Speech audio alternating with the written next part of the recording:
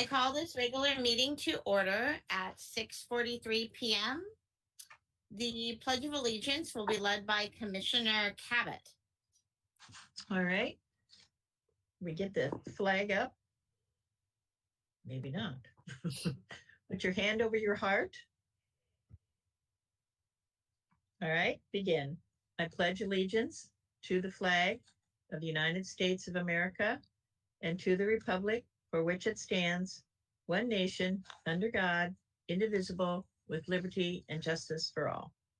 Okay. Okay. Lucy, will you please call the roll? Yes. Chair Velasquez, Present. Vice Chair Huerta, Commissioner Cabot, Present. Commissioner Cordero, Commissioner Shi. Present. Thank you.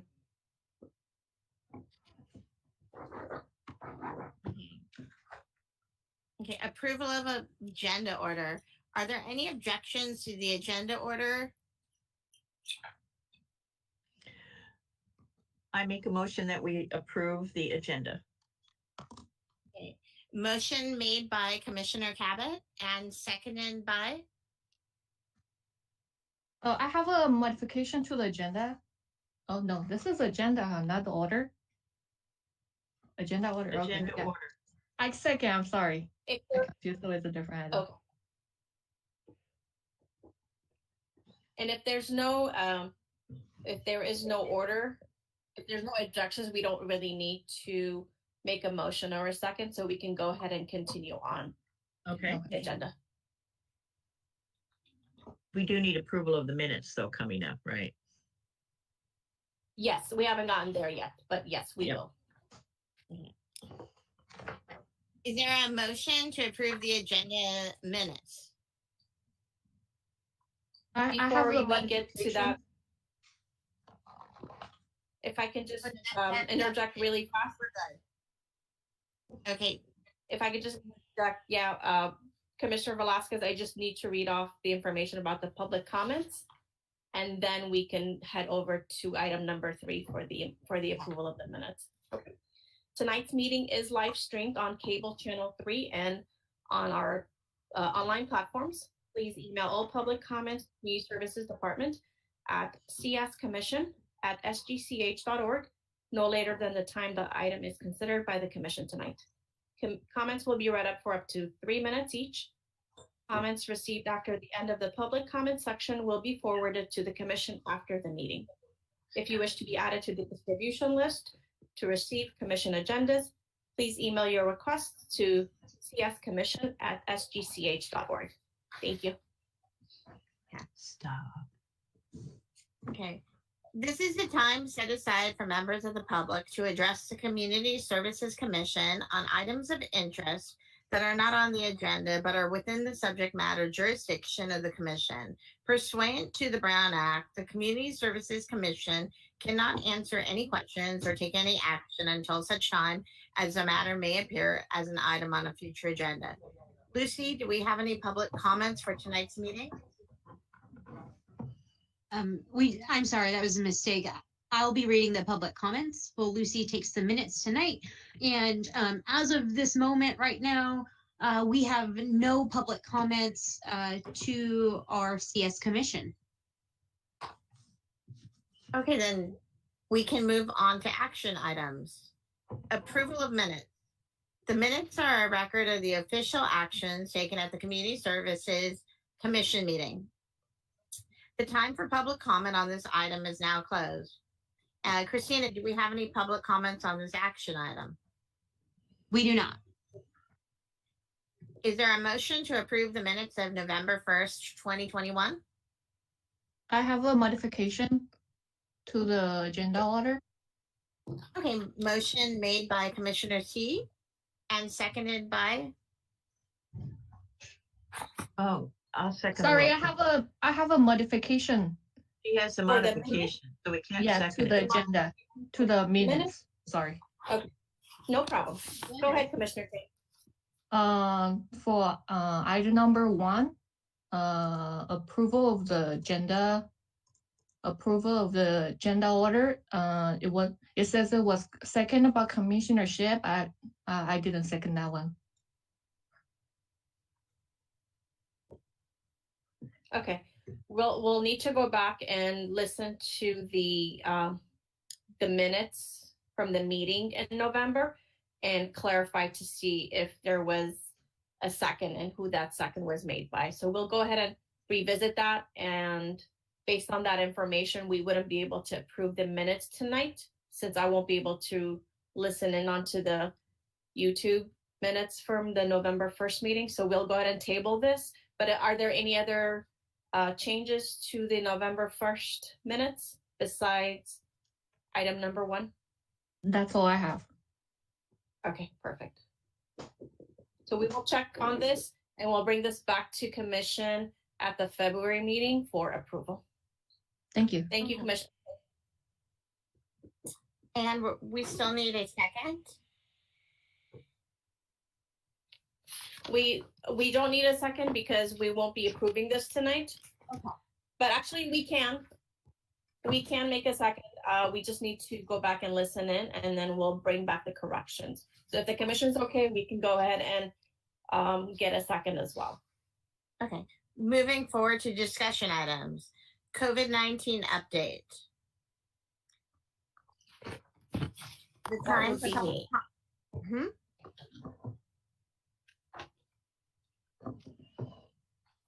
Okay, quick update for COVID-19. I know it's been a while since we met. Just to bring everyone up to speed, the Asian Youth Center hosted a community vaccination clinic at Smith Park on November 20th. And Harold Christian Center hosted multiple community vaccinations November 16 through 19 for kids ages 5 and over at various locations. And they also hosted a clinic at the Mission Playhouse on November 22nd.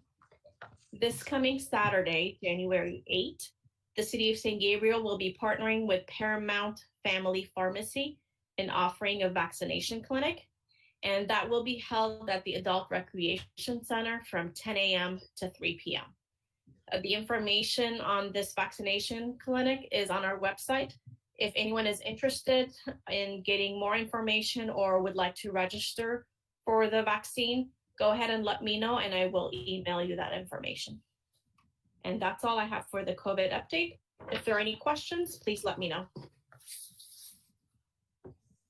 Lucy, I do have a question. Will they be offering boosters at the clinic?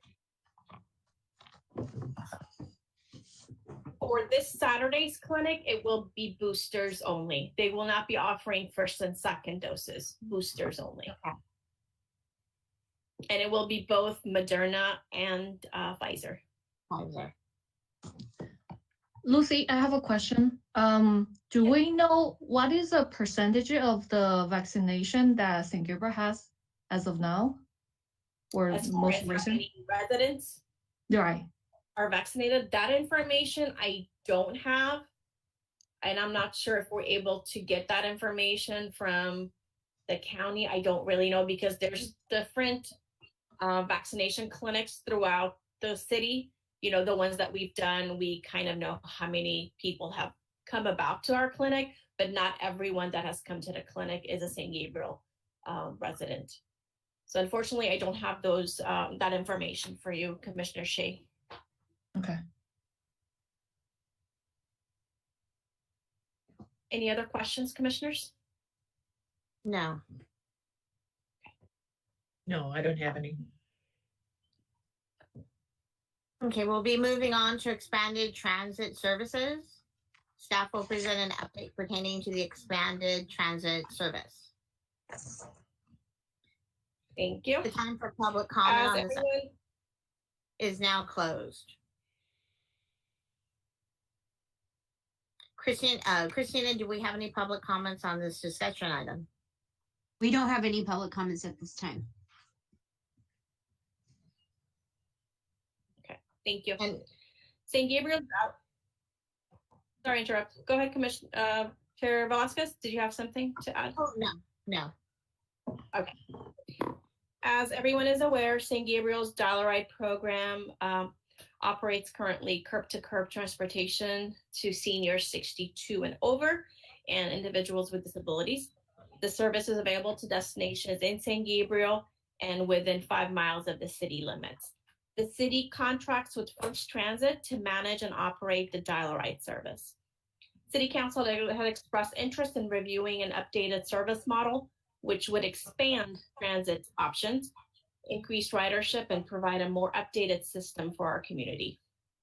At the February 16th council meeting, City Council approved an extension of the contract with First Transit to allow time for staff to review and provide transit options for council's consideration. The extended contract continued through December 2021 at a rate of $37,500 per month. In reviewing the options, First Transit has provided information on a model that would continue providing curb-to-curb service for senior residents and individuals with disabilities, while also offering a modernized microtransit service that is open to the general public. Microtransit is transit that uses on-demand technology and combines dynamic routing and ride scheduling with the accessibility and efficiency of public transportation. In this case, First Transit would partner with rideshare company RideCo Inc., and the proposed service would use the existing city vehicles, existing city bus stops, and virtual bus stops. Coverage is designed so that booked general riders will have to walk no more than a quarter mile to their pickup destination. The proposed service would still allow paratransit riders to request trips to areas within 5 miles of the city's border. The new service model would also make it convenient to book and manage trips. Riders can book on-demand rides to be transported as soon as possible. They can do rides for future dates and times, and even sign up for subscription rides through a mobile app, a web portal, or by calling the First Transit office in El Monte. General riders will be able to utilize the new service to connect to one of the LA Metro routes within St. Gabriel in order to reach their final destination outside the city. The system would be configured with timing points to help align arrival times with the bus station arrivals and the departures. The proposed service model is anticipated to increase ridership, boost productivity, and decrease cost per ride. With a proposed 3-year initial program for the service, travel trend data would provide information to help support future expansion. The current contract with First Transit is, as mentioned earlier, $37,500 per month for an annual cost of $450,000. The proposed microtransit service would be approximately $44,927 a month for an annual cost of $539,130. Though the overall cost for the service is higher, there is better value and will open the service to a greater number of residents. The program could also be coordinated with the hotels and the San Gabriel Tourism and Marketing Improvement District to market and integrate service between Valley Boulevard and Mission District. Staff have met with representatives from Metro to confirm the sources of funds that could be used for this program. Since the program provides additional paratransit opportunities and does not allow riders to select individual rides, Metro staff confirmed that Prop A funds would be eligible to fund the program. One caveat is that the program could not be a pilot program. If council opts to initiate a microtransit program, in addition to the paratransit, staff would recommend a 3-year contract so that the program could be started and staff and the microtransit team could evaluate the program and make any adjustments to ensure that the program is best serving our community. At the meeting of October 19, 2021, City Council reviewed this model and asked staff to return with options for a 3-year contract, an alternate option for a 1-year contract with 2 1-year renewable terms. Metro has confirmed that they're working to provide options for cities to implement microtransit programs, and council may be interested in this option should it be implemented. As for the agreement for the new system to include microtransit is being finalized, staff returned to council on December 7th, 2021, to ask them to approve a second amendment with First Transit. This will ensure that the current agreement with First Transit is extended while the agreement for the new system is put in place. That concludes my report. I'm happy to answer questions from the commission. I have a couple of questions. So it would not provide curb to curb any longer? They have to go to one of these bus stops, is that it? We would still have the curb to curb. That would be for the seniors. This would be in addition to. So that would be open for the. So when they say expand, that means other people can pick up a ride on it? Is that what that is? Yeah, correct. Okay. Yeah, because I would say seniors and people with disabilities need to be picked up at the curb. It Correct. doesn't say the cost. It says decreased cost per ride. So what is the cost per ride now? I should have that information. I don't have it accurately. It's anywhere between $50 to $60 per person currently for the dial ride program. What the cost would be with the expanded service, that information we won't have since we haven't really started the program yet. So is that per month? $60 That's per person. It's per person per ride. Oh, I see. All right. So I guess I don't understand how it works. If I were to call dial a ride, do I have to pay a fee up front, or how does that work? It doesn't work, the city pays for it? Can you repeat that, Sherry? I'm sorry. Oh, if I wanted to use dial a ride, I don't have to pay a fee to get on. That's paid by the city, is that it?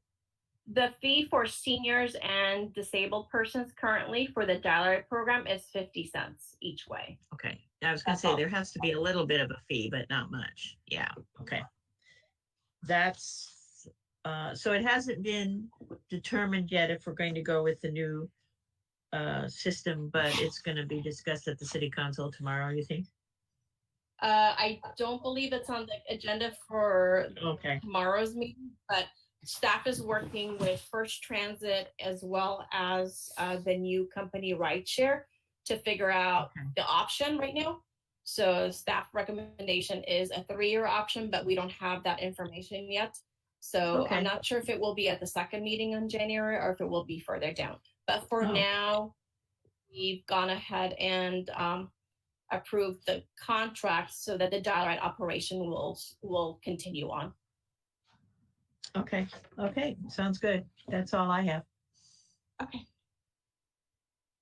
I have a question. So the micro transit program is in addition to what we have right now, the dial ride, right? So Correct. Yes. dial ride right now is 37,000 a month. Then if we're gonna going to include the micro transit, it's gonna be additional $45,000. So Instead of- total No. 80,000. Instead of 37,500, it would be 44,927. It's not So- 30. It's not the 37 plus the 44,000. Okay, so the micro transit includes the dial ride service and Yeah. plus Yeah. for So regular it residents. the dial ride, and we're expanding it out to the community so that other members of the community can use the transit option. Okay, if that's the case, it's actually not that much of difference. It's not. But they will be able to apply to broader residents to have the service. That's good. Yes, that is correct, Commissioner Chi. Okay. And one more question. Yes. You mentioned that this program is gonna be coordinated with the hotel and the San Gabriel Tourism. Will there be shouldering the cost with the city? Or No. how that's gonna work? It's not that we're going to be they won't be absorbing any of the costs. It'll just add more value to bring more tourism to our city so that there will be different options for people who are visiting our community, or if they're going to stay at a hotel, they'll be able to get around more easily, more accessibility. Okay. And the cost per per rider is not determined yet, right? We're still waiting for the proposal. Yeah, that's correct. That information I do not have. Okay. All right, we'll wait on the updates then.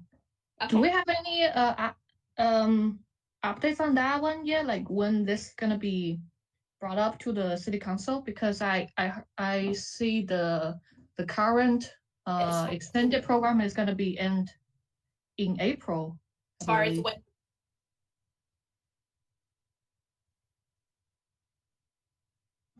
can you repeat that one more time? You're kind of breaking up.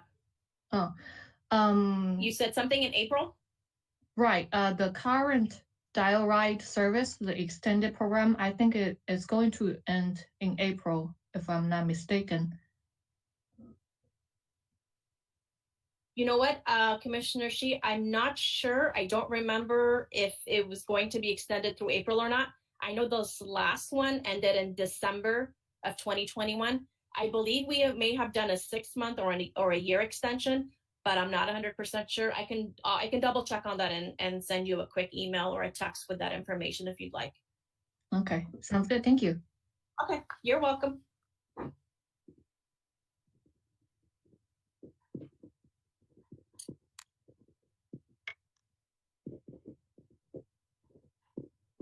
Okay, we're moving on next to our senior lunch program. Staff will present an update pertaining to the senior lunch program. We have no public comments at this time. Thank you, Christina. Okay. During the pandemic, our department pivoted from delivering meals to a drive-through experience, and that started on July 6th of 2020. Effective January 4, 2022, so effective tomorrow, the drive-through program will transition to pickup only. Participants were notified via letter asking them to park and walk up to the Adult Recreation Center in the Padillo room. The pickup will remain on the same day, Tuesdays, from 10 to 11. And we are currently serving 172 seniors on a weekly basis. From July 6, 2020 through December 28, 2021, staff continued to deliver meals to seniors. Effective December 28, 2021, the home delivery program delivered by city staff transitioned to the home delivery program offered by the YWCA. And that concludes my report, and I'm happy to answer any questions Commission has. Sort of comment. So some people can still get food delivered through the YWCA program because there's some people that aren't going to be able to drive up and get them. Is that correct? That's correct. If they are not able to, we can refer them to the home delivery program through the YWCA, and they'll have their case managers call and verify eligibility and whatever other information that they require. But that is definitely an option, yes. Now, they only come on Tuesdays. Is this where you give them enough meals for a week at a time? Yes, they get 7 meals. So that'll last them for the week. Okay. Okay. That's all I have. Okay. I have a question. Yes. Chair, go ahead. Brian, you have a question? Okay, my question is if any of our residents can pick up their items, but if they're unable to possibly carry their items to their car, will there be somebody available to assist them?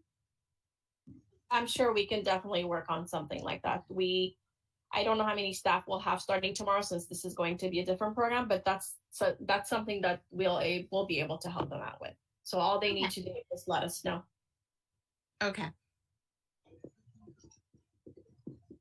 I have a question regarding the change. What is the reason to change the drive up to pickup only?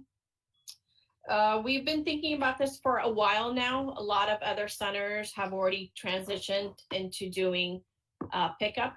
This is in hopes of preparation into getting everyone back in as a congregate meal program in person. So we're trying to slowly transition everyone in. The staff has done a great job over the last year and a half with doing the meals. We were doing meals on Tuesdays and Wednesdays because the demand was so much higher. And as mentioned earlier, we were doing the deliveries up until last week. So we're trying to slowly transition everyone into some sort of normalcy. So that's kind of the idea behind it. I understand that, but just with the cases we're seeing like new records of cases showing the states have a concern of change it to pick up only, and I don't know if city has considered that. It's not something that we haven't considered. Obviously, we would pivot back into a different scenario if we needed to, but this, we started discussing this a couple of weeks ago. Things don't actually happen overnight because we have to make sure that our program provider YWCA is on board, that we notify our seniors in time, and if there is a need where we need to change back to a drive-through, that is an option that the city will definitely look into. But for now, and 2 weeks ago, I didn't personally know that the numbers of COVID were going to rise. Things are changing every day, and we're trying to be flexible with the circumstances. And I think the staff have done a very good job of being flexible and being there for our community. But for now, we're going to try out the pickup program. If things go south, and hopefully they do not, we will reevaluate as the weeks go on. Okay, thank But you. our I hope just is want to get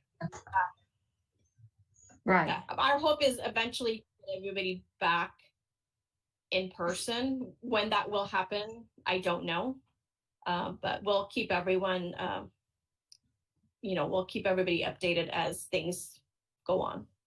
Thank you. Just as long as we're staying flexible and adapt to whatever the circumstances, that's good. Yeah, definitely. Yeah, just want to make sure everybody's safe, especially right now, feeling like we're in the end of it. So definitely wouldn't want it to go out other way. Mm-hmm. We're still going to ask everyone, seniors and staff, to socially distance and have their mask on. We always, sanitize our hands. We always have our gloves on because that's something that's mandatory for the staff to do. So I know we're doing our part, and we're hoping that our seniors will do their parts in keeping themselves safe as well. I have another quick question. Yes. Has the number dropped? Looks like it's lower than it was when at the peak of delivery. Didn't you have over 200 at one time? Yeah, we had close to 250. That's so that's it's been a year and 5 months, and that number has dropped a little bit, but 172 seniors every week is still quite a bit. Still a lot. Yeah, it's still a lot. But we're happy to offer this service to our seniors. Well, I think it's great. I noticed, I remembered it was 250 at the peak when you were delivering, and well, good. Correct. That's my only comment or question. Okay. Thank you.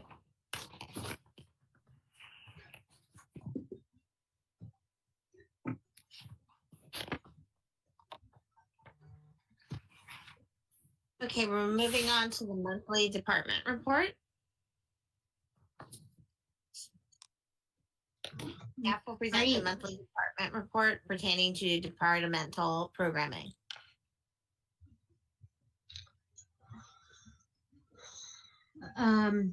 So as far as public comment, we currently do not have any comments from the public on this discussion item. So I will go ahead and present our monthly department report. In aquatics, Smith Park has continued normal winter operations, offering public lap swim and pool user group rentals. That includes the San Gabriel Seagulls, and they have continued to train throughout the winter months. We have just begun the conversation with Gabriel High School to prepare for their high school use beginning in February for their swim season. This is as of last week. Again, with the changes in COVID numbers, there could be a change to the high school swim season. In addition to that, currently our pool heater, as of I'm going to say Wednesday of last week, our pool heater is actually down. Our public works staff is working diligently and communicating with contractors in order to get the pool heater repaired. So that's one thing that's not listed on this report. Again, it came a little bit last minute last week. So our public works is on it, and we're continuing to try and get this issue resolved. With contract classes, registration for classes began December 1st, and classes started today, January 3rd. Registration was in person, online, and over the phone. New classes include Johnny Allen tennis classes and art through Crayola Wild World, the art of creation. As of December 28th, there were 119 participants registered for our contract classes. And we believe that those numbers will continue to grow as some classes offer multiple sessions throughout this time. Staff and contracting instructors will continue to ensure the safety of participants through the practice of social distancing, masks, and having hand sanitizers available. Along with that, we are following the LA County Department of Public Health protocols and guidelines. Currently, there's nothing out, but if anything changes, we will be sure to follow those as soon as they are available. For picnic rentals and facilities, our Public Works Department Parks Division has done a great job preparing the outdoor space at the Grapevine, including the lawns, trees, shrubbery, and the historical Grapevine. Our community services staff is working with Public Works to perform a plan for additional maintenance of the indoor spaces, which will include painting the walls, deep cleaning, installing or refurbishing floors. As you may know, during the pandemic, we installed some new flooring here at our recreation office, and it just really lightens up the building and really makes it so that classes can go off without a hitch. So far, our Public Works Department has done a really great job working with our community services staff. For older adult programs and trips, our staff hosted the first in-person social bingo at the Adult Recreation Center on November 18th, and we had 12 people in attendance for that. Optimum Healthcare, a healthcare service provider, had a booth, and they provided prizes for our bingo game winners. This program takes place on the third Thursday of each month from 1 to 2 p.m. We also hosted a holiday cheer. It was a cocoa and games event that was on December 15th in the Adult Recreation Center. Participants enjoyed hot cocoa, sweet treats, and a special edition of Loteria. This free event had 22 seniors registered and was a great success. We actually hosted our first in-person trip, and that was to the Festival of Lights at the Riverside Mission Inn on December 13th, and there were 30 people registered. The first trip of 2022 will be held on February 5th, and that will be to the BAPS Temple in Chino Hills. It will be a tour of the temple, and then it will be followed by lunch on site, ending with some shopping in Chino Hills. If you have a trip idea or request, please send those to our Recreation Supervisor, Matthew Morales-Stevens. As far as after-school programs go, the after-school program or youth programs go, the after-school programs at Coolidge, McKinley, Washington, and Wilson had concluded for the year. And they ended the semester with games and activities at each school site. Staff have been doing an excellent job keeping everyone engaged and connected. Our registration for this semester actually took place in late November for each school site. Participants, their parents, could register them over the phone and in person and online. Registration, actually, I take that back. There was not online offered, but they could call our office and we were able to register them easily without any issues. And then registration for new participants, so anyone new to the program, began December 1st. We just wanted to give priority to those already enrolled in our after school program. It has become very popular and spaces have filled. As far as Jefferson Middle School goes, we've been offering a sports clinic. So traditionally, we've offered competitive sports programs, but due to the pandemic, that's something we could not offer. So what we've been doing is we've been offering a co-ed skills clinic at Jefferson Middle School, and this was available to all Jefferson Middle School students. It concluded on November 19th. And it engaged the participants in physical activity, helped them brush up on their volleyball skills, and it taught them how to play on a team. We served over 40 participants at Jefferson Middle School.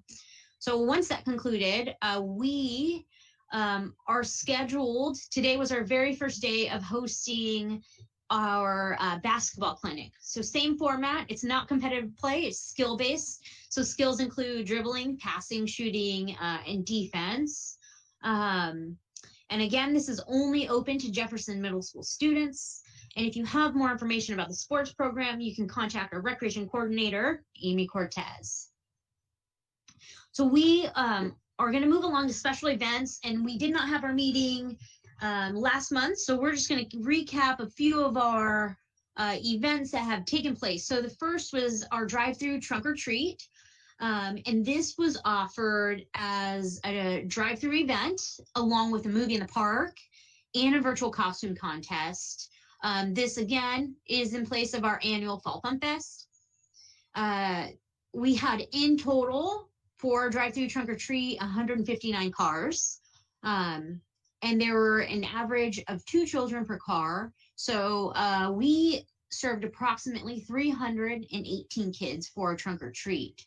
Our goal is to return to an in-person festival in 2022. For our holiday tree lighting, this event took place on Tuesday, December 7th in Plaza Park. The event was well attended by San Gabriel residents. The entertainment included our community services dance class participants who participate in our hula dance class. They had a showcase there, along with Arcadia High School Choir, and we had visits from Santa. Hot cocoa and pan dulce was provided by El Pavo, and that was free to those in attendance. And the San Gabriel Women's Foundation partnered up to provide the annual ornament craft that goes around our holiday tree in Plaza Park. For our holiday basket program, this event was modified as a drive-through event to ensure the health of our participants and volunteers. It was held on Saturday, December 11th in the Mission Playhouse parking lot. The Women's Foundation gathered donations of food and other essentials to provide to seniors and family in need during the holiday season. The San Gabriel Fire Department, through their Spark of Love toy program, provided gifts, and we, the Community Services Department, provided the crafts for youth participants. Again, this event was only open to the San Gabriel Unified School District or the Women's Foundation deemed in need of service. Along with that, as an alternative option due to the pandemic, participants were given the opportunity to pick up their items prior to the event. So we didn't see as many people as we were hoping for on the day of, but we did get quite a few families attend a day prior. And for those families who were unable to attend, some gifts, foods, and essential items were actually dropped off to their residences. this concludes our monthly department report. If you have any questions or any comments, feel free to ask those and I will try my best to answer those. I have a quick question, Christine. The after-school program, I know you've gone over it before, but can you just briefly tell me what is entailed when they're in the after-school program? Yeah, so the after-school program is offered at our 4 San Gabriel Unified Elementary School sites. And that includes Coolidge, McKinley, Washington, and Coolidge, McKinley, Washington, and Wilson Elementary Schools. And basically, this is a free program offered to the students of those schools, first through 5th grade, and they are offered homework help. They're offered arts and crafts. There is typically a component of play offered as well. So really our staff is there to assist them with homework and really to guide the kids in activities. We actually sent out a survey over the break, and we received a lot of positive responses from parents, just asking them basic questions of how they feel the quality of our service is and how much they value homework time, how much they value arts and crafts and like that. And we got a ton of positive comments about staff and how great they are doing and how they're very communicative with parents. So we received a lot of positive feedback, and we actually had a staff meeting earlier today, and we were able to let staff know they're doing a great job and read these comments to them. So yeah, I hope that answers your question. Good. Yeah, it does. I'm sure you have to have a limit on how many kids can participate. So how many do you usually have? So it's just dependent on the school site and dependent on the amount of staffing.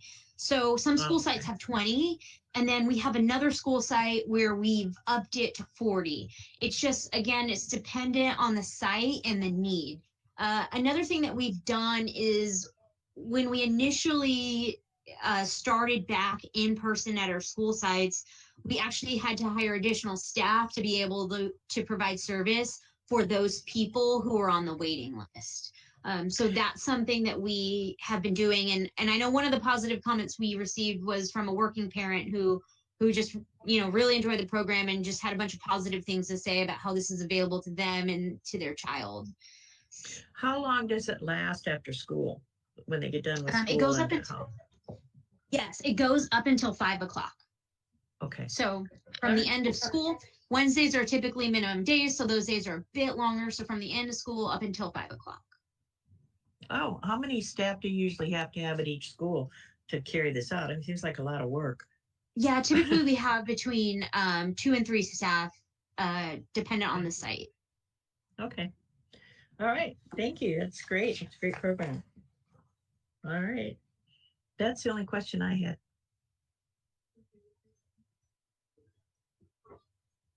Any other comments or questions I can help with?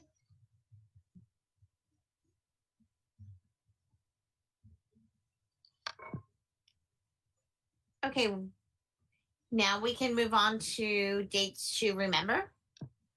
Staff will present dates to remember for upcoming events, programs, and meetings. The time for public comment on this item is closed. Christina, do we have any public comments on this discussion item? We currently don't have any public comments. So moving on to our dates to remember, City Council meeting will be tomorrow, 6:30. On Monday, January 17th, we will be closed for Martin Luther King Jr. Day. And on Tuesday, January 18th, will be our regular City Council meeting at 6:30. And that is all I have for dates to remember. Okay, next commission reports. Each commissioner may address the Community Services Commission and public on matters of general information and or concern. This is also the time for commissioners to report on conferences or meetings that they have attended. We can start with Commissioner Cabot. Do you have anything to report? I do not. Haven't done anything of interest. Sorry. And we can move on to Commissioner T. I just really impressed of how many events we have done in the last 2 months. Since we took the break in November, and I can't believe that there are so many events rolled out. And we went to the holiday tree light ceremony, the holiday basket program, the AYC COVID booster shot clinic event in Smith Park. And I just want to give a shout out to our community service department on the holiday basket program, how detailed they were on preparing the gifts, that they have a register of all the households information, how many kids they have in each household, their age, their gender, so they can prepare the gifts accordingly to their need. And then they numbered all the gifts in case any of them are not able to come to the event, then they will be able to drop them off to the house according to the number and the household. That's a lot of great attention to details. And overall, it's just it was a difficult year, and I'm glad that we're able to still do so many things together. And I'm looking forward to a great 2022 ahead. And then right now, I see the cases are definitely doubling, like 400,000 cases a day, which is really scary. I just want everybody to stay safe. Let's go through this together, and hopefully we can meet in the chamber soon. I take that back, Bronwyn. I do, Chairman Velasquez, Stuart Velasquez, sorry. I do have a comment and a question. First comment, I helped with the trunk or treat with Rebecca and Councilmember Denise Menchaca. It seemed like there were an awful lot more cars than 152. But I think that each car had a lot of kids in them, right, Christina? Oh my goodness. It was fun. Yeah. But and again, those numbers are based off of an average of 2 kids per car. I know that you probably served some cars with 4 or 5 kids hanging out of them. Yeah. We were exhausted by the time it was done. It was a lot of fun. My other question is to Lucy. I understand we didn't get the grant for the Smith Park. Is that correct? Correct. That was going to be part of my staff comments for later on. That is correct. Oh, I'm sorry. We're not awarded a grant for Prop 68. Well, We when you received get the to letter. Yeah, well, I can if get you to that want to later. comment now, yeah. Did they tell us why we didn't get it? There was no specific reason. Basically, there's just not enough funds to fund every single application that comes through. But we did our best. It was a very good application, but unfortunately, we weren't awarded what we wanted or what we needed. I know. Well, kudos to you and the staff and the entire community services, because I know it was a lot of work, and this is the second time around that you've done it. We applied That's twice, correct. and it's unfortunate. Yeah. Hopefully there'll be another opportunity down the road. All right. And I just wanted to say again, thank you to the staff for giving the children of San Gabriel a fantastic summer and being innovative and keeping my child busy, and all the little things you've done the entire year of 2021. You really did a lot, and I'm looking forward to hopefully some of our normal events coming back. Hopefully, even if they're a little modified, hopefully we'll be able to see some of our favorites coming back, or Halloween, and I'm not sure how Easter is going to look, if that's, and the Lunar New Year Festival. If anybody has, if Lucy or Christina, if you have an update on that, because those are coming up soon. I do have an update on the Lunar New Year, which was going to be part of my staff comments, but I'll just dive into it right now. Due to the rise in COVID numbers and just to keep everyone safe, we are taking extra precautions. So this year's Lunar New Year Festival is going to be canceled. We will be doing different things on a much, much smaller scale. We haven't finalized anything yet, but we are talking about doing a family game night.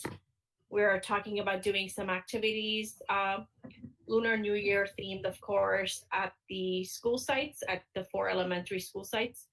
We were thinking of doing an afternoon tea with seniors, but I believe we're going to go ahead and cancel that idea just so that they're not all together. So we'll be doing something different, you know, giving them red envelopes with something inside. So we're doing something small, just so that we have the awareness that Lunar New Year is coming up.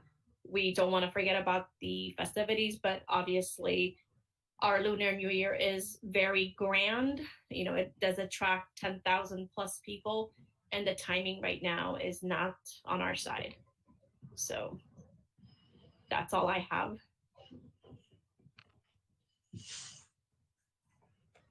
And next we'll move on to staff comments. Staff members have the opportunity to address the commission and public on matters of general information and or concern. So the only two things that I was going to report on were the Prop 68 and their Lunar New Year cancellation. Other than that, I don't have any additional comments. Christina, Okay. do you have anything to add? I have no comments at this time. Okay, we can move on to our adjournment. The next regular Community Services Commission meeting will be held on Monday, February 7th, 2022 at 6:30 p.m. Information regarding matters to be considered at each meeting will be available on the Friday before the Community Services Commission meeting on the city's website at www.sangabrielcity.com. This regular meeting is now adjourned at 7:35 p.m. All right. Thank you, everybody. It was great